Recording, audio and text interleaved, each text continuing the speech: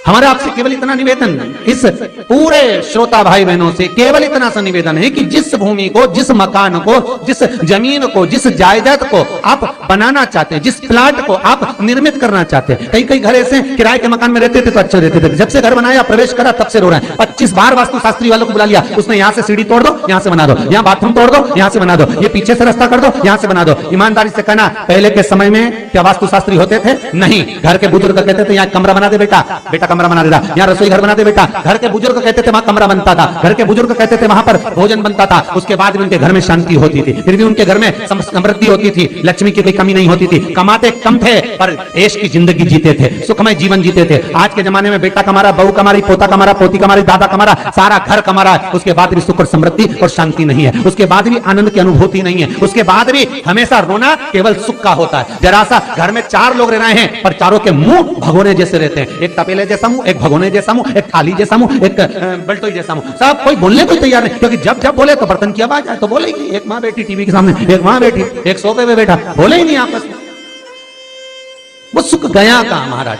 कई लोगों के मैसेज आते हैं, गुरुजी हम बड़े दुखी हैं, कारण क्या है? बस कारण इतना सा है कि आपने जब मकान का निर्माण कराया, वास्तुशास्त्री को बुलाया, इंजीनियर को बुलाया, सब ठेकेदार को बुलाया, सबको बुलाकर मकान, प्लाट, जमीन, जायदाद सब दिखवाया, पर आपने उस भूमि पर पद्म पुराण कहती है, धेनु मानस कहती है, स्कंद पुराण कहती है कि उस प्लाट पर आपने 3 दिन तक एक गौ माता को नहीं बांधा, 3 दिन तक एक गाय को उस प्लाट पर बांधकर चारा खिलाते। ना वास्तुशास्त्री को बुलाने की जरूरत पड़ती, ना कभी समृद्धि की, ना सुख की जरूरत पड़ती, क्योंकि गाय उस जगह से सारी इंद्रियों को आनंदित देकर सुख प्रदान कर देती है। उस जगह के सारी रोग, बीमारी, कष्ट, तकलीफ, दुख को गौ माता खींच लेती। गौ माता जैसी जगत में कोई नहीं हो सकता। हाथ में घड़ी नहीं बांधती गौ माता, पर 4 बजे आपके रोटी मिलती है तो 4 बजे खड़ी मिल जाती है। 3 बजे भोजन मिलता है तो 3 बजे आपके दरवाजे पे मिल जाती है। 1:30 बजे भोजन दोगे तो 1:30 बजे ही मिलेगी। 1:20 पे दोगे तो 1:20 पे ही मिलेगी। कोई घड़ी नहीं बांधती, फिर भी समय पर आ जाती है। क्यों? क्योंकि भगवान ने उसको ऐसा बनाया है, 33 कोटि देवताओं ने उसमें ऐसा विराजमान कर दिया है कि जगत का वो कल्याण कर सकती है। उसका एक एक अंश जीव का कल्याण करने वाला है, एक एक अंश जगत का उद्धार करने वाला है। पर हम ये आज के युग में हम उसको भूल गए। आज के युग में हम ये सोचते हैं कि हम वास्तुशास्त्री को बुला लें, वो ये बता दे, हमने ये फ्लैट बनाया, हमने ये मकान बनाया, इसकी छत कैसी, इसका कमरा कैसा, वो बता देगा, सब कुछ बता देगा। उसके बाद भी लोगों के यहाँ सुख नहीं, उसके बाद भी शांति नहीं। फिर चलो तो चलो किसी बाबा जोगी क्या पूछ रहे, जो ऐसा घूम घूम के बताता, और उसके यहाँ जाकर पूछ लिया, बताओ बाबा जी हमारे घर में शांति नहीं, तो बाबा जी एक ही बात बोले, तेरे ही घर का है जिसने कुछ कर दिया। अब इसको याद आया 15 दिन पहले मेरी जेठानी से लड़ाई हुई थी, उसी ने कुछ करा होगा। अब बताओ बाबा जी ने आपस में ऐसा बीज बो दिया कि घर और जुड़ा हुआ था तो टूट गया। कोई बाबा जोगी सन्यासी तपस्वी साधक उपासक कभी नहीं कहता कि घर का है। हमेशा याद रखो, संसार में किसी की सामर्थ्यता नहीं है कि कोई आपका बुरा कर दे, किसी की सामर्थ्यता नहीं। संसार में किसी की सामर्थ्यता नहीं कि आपका बुरा कर दे, बस आपका बुरा आपका किया हुआ कर्म करता, कोई दूसरा नहीं करता। एक नींबू गिर गया दरवाजे पे तो 14 दिन तक नींद नहीं आई, सीसीटीवी कैमरे में देखो कौन पटक के गया, मेरे को तो 3 दिन से शंका हो रही पड़ोसन पे। अब बताओ, जब कैमरे में देख लिया तब मालूम पड़ा बेचारा साइकिल वाला सब्जी लेके जा रहा था उसके घर पे और नींबू पॉलीथीन से टपक गया। तब सुकून मिला कि ये नींबू, तब सोई आराम से कि पड़ोसन ने कुछ नहीं किया। सब्सक्राइब करें हमारा channel Vastu facts, bell icon दबाएं। ना जाने किसने क्या विद्या कर दी, ना जाने कौन ने कौन सा टोना मार दिया। केवल एक दीवार ऐसी होती है जहां पर हनुमान जी का चित्र लगाया जाता है।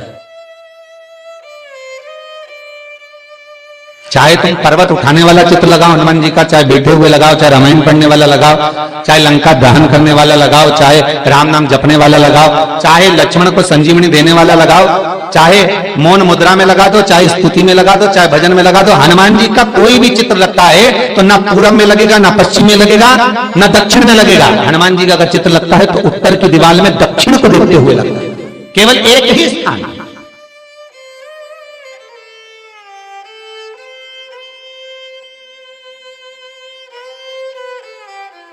जैसे पूर्वजों के चित्र को, पितरों के चित्र को गए हुए हमारे जीवों के चित्र को दक्षिण में विराजमान किया जाता है, उसी तरह हनुमान को उत्तर में विराजमान कर कर दृष्टि दक्षिण में कर दी जाती है। घर में हनुमान जी के जितने फोटो होते हैं उसको केवल दक्षिण दिशा में लगा और उत्तर दिशा में लगा बिठा देते हैं और दक्षिण की ओर उनकी दृष्टि होना चाहिए, दक्षिण की ओर उनका मुख होना चाहिए। क्यों महाराज? अगर व्यक्ति के जीवन में कोई बीमारी आने वाली है, व्यक्ति के जीवन में कोई रोग आने वाला है, व्यक्ति के जीवन में अगर कोई कष्ट आने वाला है, व्यक्ति के जीवन में अगर कोई परेशानी आने वाली है, व्यक्ति के जीवन में कोई एक्सीडेंट का योग भी बनने वाला है, तो शास्त्र कहता है वो दिशा दक्षिण से ही बनता है।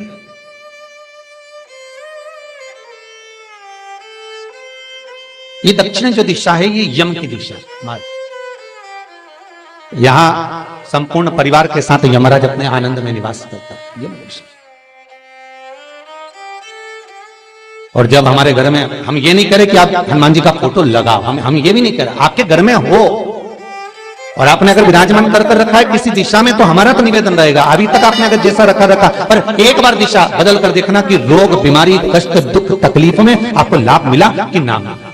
हनुमान जी ने केवल दक्षिण दिशा की ओर अगर मुख कर हमने विराजमान कर दिया, फोटो ही विराज दिया। हम ये नहीं कहेंगे आपसे कि आप बाजार से फोटो खरीद के लाओ फिर लगाओ, नहीं, आपके घर में हो तो आप लगा दीजिए। सब्सक्राइब करें हमारे आपके घर में हो तो विराजमान करें, बेल आइकन दबाएं ताकि आप अपडेटेड रहें हमारे हर एक वीडियो से।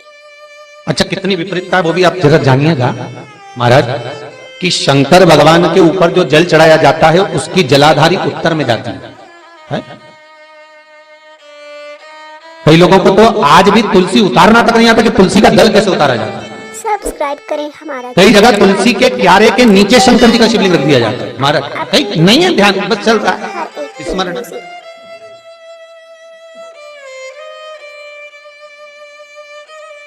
भगवान शिव का जो जल जा रहा है वो उत्तर की ओर जा रहा है और हनुमान जी को उत्तर में विराजमान कर मुख दक्षिण की ओर कर दिया गया।